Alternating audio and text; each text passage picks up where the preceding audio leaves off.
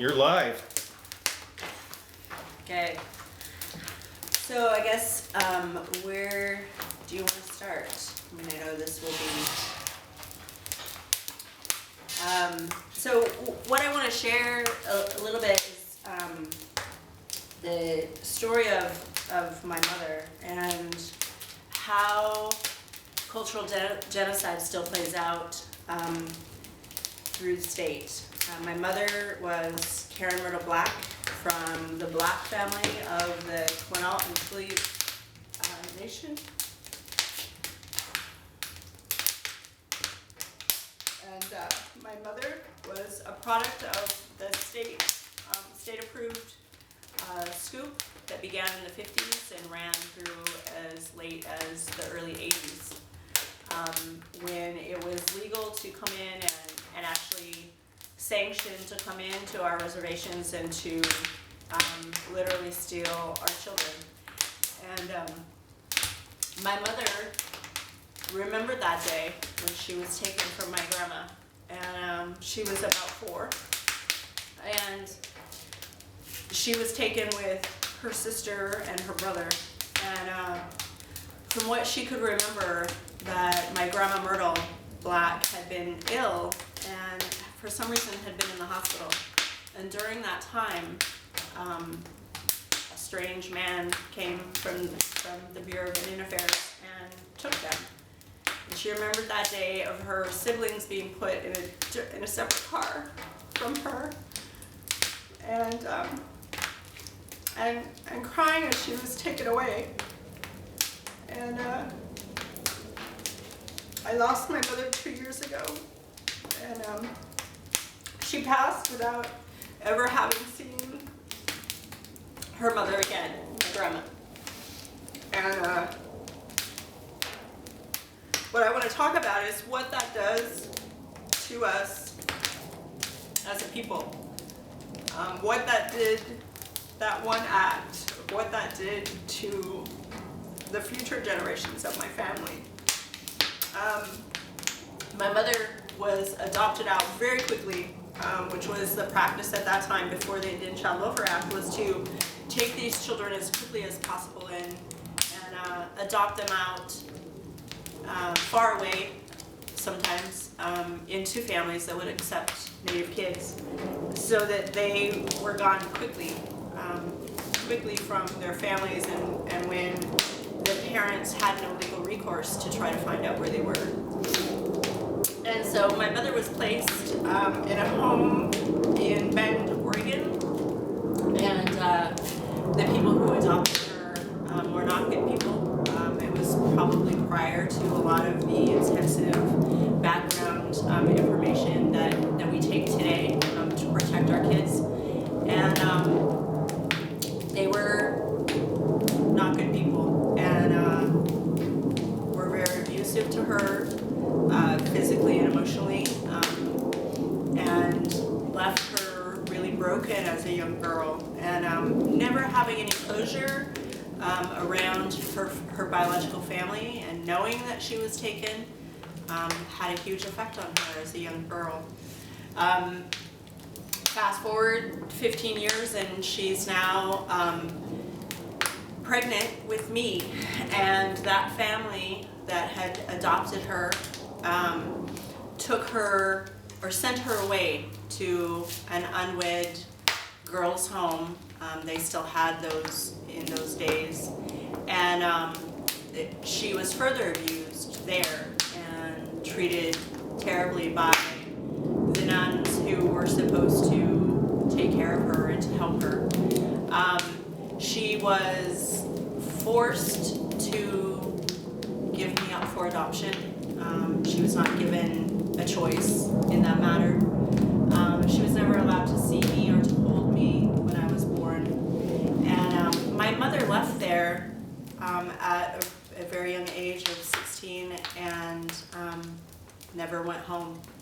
And she lived the rest of her life really broken, spiritually, disconnected from her family and her people, and proceeded to live most of the rest of her life on the streets.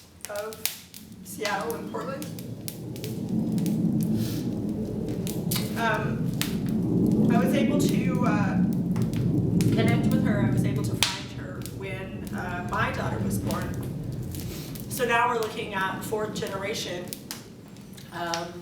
that has been affected by this one act of one Indian agent in one tribal community.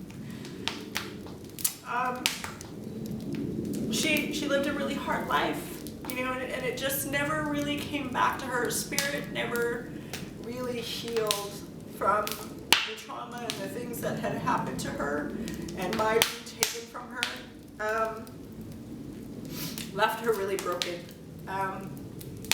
I lost touch with her when my daughter was about 5. And in those days, prior to cell phones and all of that kind of thing, there really wasn't any way to look for her. She disappeared back out onto the streets where she was comfortable and where she knew people. We assumed that she had probably passed. I was able to locate her 5 years ago through an act of fate, through the Chief Seattle Club in Seattle. And I was able to find her and reconnect and spend time with her, which was an amazing opportunity that most kids don't get. She passed away 2 years ago with, she had been gone for almost a week when someone was able to get into her apartment. At that time, she, you can look at it any way you like, and she was addicted to morphine at that time, so she was a hardcore street alcoholic for a number of years. And so physically, that's what killed her, and that took her life. But because I know her and her story, what killed her was the cultural genocide that happened when she was taken, and that was never allowed to heal, and she was never allowed to go back to her people and to her tribal community. And so, fast forward and you think about, now I am placed in the system, and I too am 4 years old when I'd been in a wonderful foster home with some wonderful people who had me since birth, and they were amazing. But my caseworker at the time, this was the 60s, found out that I attended church with my biological, or my mother's adopted family. And because the genes in my family are really strong, I looked so much like my mother, and my daughter looked so much like me. My caseworker, according to my foster parents, really panicked that my grandparents would recognize me. And less than a week later, they placed me for adoption with a non-native couple also from Oregon. And I too remember that day. I remember the day that I met them. I remember the day that I was loaded into their car and taken, away. I was 4. I remember that day. And they too were abusive and not good people, and didn't know anything about my culture or any of that. And so I go through this whole process again of disconnecting and pushing that stuff, pushing people away. This was a scary time, and I don't know these people, and they're not kind. And so I lived my life with these non-native folks and carrying their name until we moved here to Swinomish.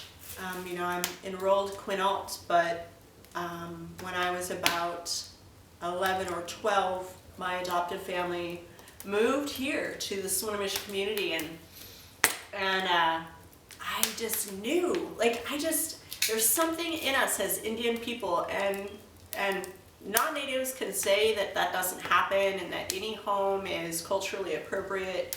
I don't buy it. When I moved back to this, or moved into this community, immediately that thing in me settled. Like, I knew, like, these were not my people, but I was home. And I was in a community that understood me, that I just inherently knew this was what I had been missing my whole life. And I went to a man in this community, and I was working for a tribal summer youth program, and he was the youth director here. And I was just a kid, and I went to him. I don't know, something in my heart just said, just tell him. And I told him what was going on in my home. And I was suicidal at that time, you know, and that's not normal for a 12-year-old child. And he didn't flinch for a moment, and he said, we're packing your things and you're moving out and you're going to move in with my family. And it was the first time that everything about me was relief. My adoptive parents came once, my adoptive father came once to this man's home, and they met him at the door and said, you're on tribal lands. This is a native girl, and she will never be going with you ever again. And if you come back here again, we're going to call tribal police and have you arrested. And so, I just knew.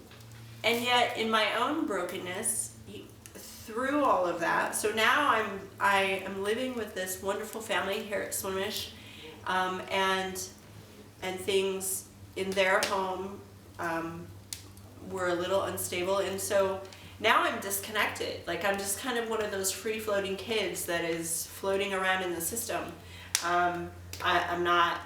I'd been adopted, but I'm not a part of that family, and the things that they said to the rest of my adoptive family were really hurtful. Well, she's just an Indian kid anyway, and you know how they are. So she was a problem the whole time we've had her. Granted, I'd only lived in their house about 10 years, not even 10 years, 9 years. And those were the things that they said. Those things that we carry in us as kids are hurtful. And so I look at that one act of one agent, one person taking my mother and disconnecting me from my tribal community, disconnecting my mother, disenfranchising her to where her value as an Indigenous woman was taken from her. And when I was asked to share this story, I wasn't sure about how I felt about that, but this is my mother's story that I carry in me, and if I don't share it to honor her memory and the truth of what removing our kids from their culture and from their communities, what that does, I wouldn't be honoring the things that my mother had to endure. I think about today, now we're faced with this, it's almost like we have to fight our tribal communities to come home and to be a part of, through no fault of our own, that we were taken from them. I think that we as tribal nations need to be looking for our children. We need to bring our stolen kids home. But until that happens, I will continue to speak my mother's truth, and which in turn is mine and my daughters and my grandsons. We carry that in us. It's a part of who I am. And thank God that by chance I ended up here at Swinomish with people who have become my family. They may not be my blood, but they are my family. And I hope that at some point there can be healing within those generations that have been taken, and often that they're children that were taken from them. So when it comes to, the Indian Child Welfare Act is there to protect us and to protect our children. And it came into play long after my life had been ravaged by the system and what took place. But I think that it's so important I understand that often there are not enough tribal homes for our children to go to. But I encourage, people in Native communities to step forward and to get licensed, and even if it's just to temporarily provide a home to keep our children connected to their culture and their communities. I can't say enough for that, and what a difference that might have made for me. But then also the future generations of kids, as they get removed from our homes. Statistics I look at in the state of Washington are not good. The disproportionate rate of our children in care is wrong and needs to be addressed. And lip service to the Indian Child Welfare Act, lip service should not be played. There needs to be action, whether it's within our own tribal governments. I know that a lot of tribes are moving to creating their own foster care systems and controlling that themselves, and I applaud those nations. I applaud the nations that are looking for their children and who are doing the research for those thousands and thousands and thousands of kids like my mother that were taken. And I hope that at some point that there can be a ceremony for those of us